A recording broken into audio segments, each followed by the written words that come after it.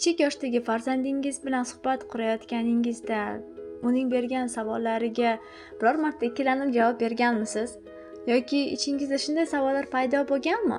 Men hozir to'g'ri yo'l tutyapmanmi? Yoki mana shu bergan savoliga qanday qilib to'g'ri javob bersam bo'ladi degan savollarni hech xayolingizdan o'tkazganmisiz? 0-3 yosh davri nihoyatda muhim bosqich hisoblanadi va mana shu davrda bolalar so'zlardan ko'ra biz kattalarning ohangimizni, harakatimizni va ichki holatimizni his qiladi. Biz esa bu mas'uliyatni yuragimizda chuqur his qilamiz. Bilamizki, aynan mana shu ilk yillar butun hayotning poydevorini quradi. Lekin har doim ham qanday javob berish kerakligini aniq bilavermaymiz. Ko'pchilikning talabiga binoan Montessori 0-3 yosh ota-onalar kursini qayta ochishga qaror qildik va bu safar kursimiz sizlar uchun aynan Ramazon oyi munosabati bilan taqdim etiladi.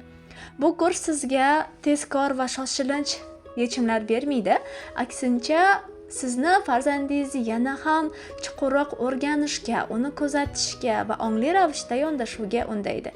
Ushbu kurs orqali siz farzandingizni rivojlanishini aynan tug'ilgan ondan boshlab qanday davom etishini, kattalarning roli qanchalik yuqori darajada ta'sir ko'rsatishini, tayyorlangan muhit bolaning rivojlanishida qanday katta ahamiyat kasb etishini darslarimiz orqali o'zingiz anglab yetasiz.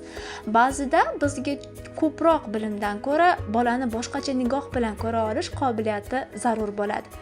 Aynan mana shu tushuncha har bir harakatimizni o'zgartirishga sabab bo'ladi. Agar siz ham farzandingizga ongli ravishda yondashuv usulini izlayotgan bo'lsangiz, Montessori ota-onalar jamiyatiga qo'shiling va ushbu kursdan bahramand bo'ling.